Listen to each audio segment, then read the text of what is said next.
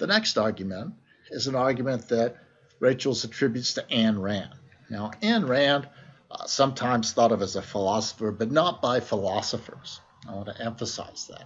Ayn Rand was a Russian immigrant, became an American citizen, was a novelist, wrote 2 novels, The Fountainhead and Atlas Shrugged. And in her public speeches and writings, she advocated a view that's called objectivism. And it was a sort of endorsement of a particularly strong version of ethical egoism.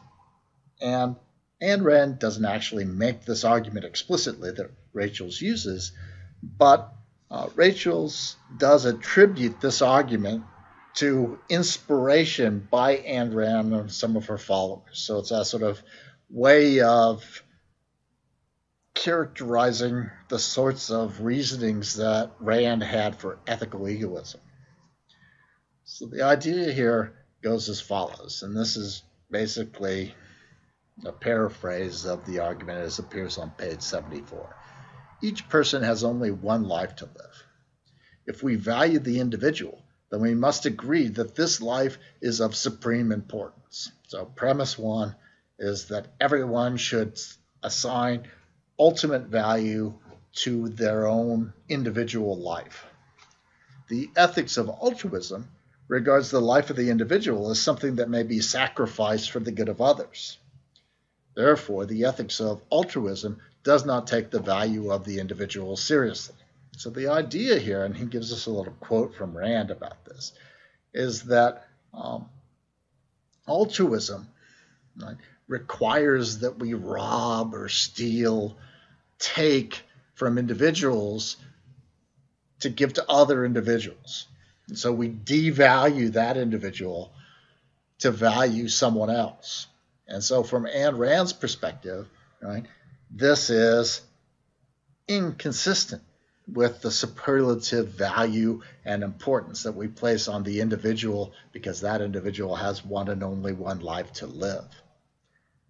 You see this rhetoric by people like Paul Ryan where he talks about makers and takers. There's this idea that somehow by trying to promote altruistic goals, we're robbing from some individuals and giving it to other individuals. We're parasitic upon the virtues of some individuals to support the vices of others. Third premise, ethical egoism allows each person to view his or her own life as being of ultimate value. It does take the individual seriously. Thus, ethical egoism is the philosophy that we ought to accept.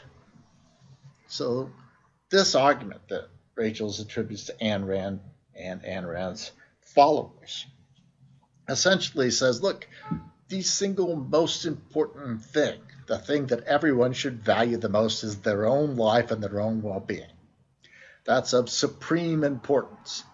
And anything that comes between that values other things above or on equal level with that is in fact inconsistent and inauthentic. It violates this proper valuing of the individual and the individual's life and good. And as a result, it can't be the correct ethical theory. It can't be the set of principles by which we ought to regulate our behaviors because it doesn't have the appropriate moral values.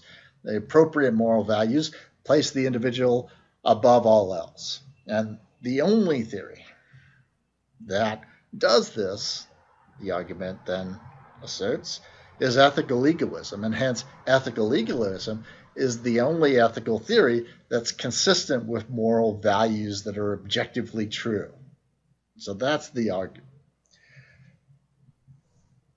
What's wrong with this argument? Well, Rachel accuses this argument of committing what's called a fallacy of false dichotomy. So either we have to value the individual above all else at all times and in all ways, or we have to devalue the individual and value everybody else's welfare at all times and in all ways. And so there are these two extreme positions that the argument sketches out. Either we value the individual superlatively or we value other creatures above that individual. And these are the only two possibilities. The second possibility is inconsistent with the objective truth of the fact that each person only has one life to live, and therefore we should adopt that first extreme position. And there's nothing in between. And as Rachel points out, right, we can assign very high value to an individual's life without excluding value to other individuals and other creatures. So it's not the case that we either assign superlative value to the individual or we deny value to the individual.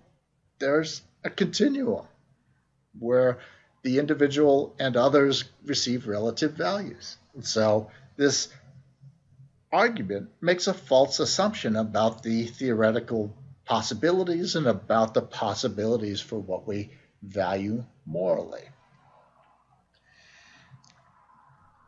Now, one of the ways in which Rand motivates this argument is by claiming that each person only has one life to live and that what they accomplish in that life is all they're going to have.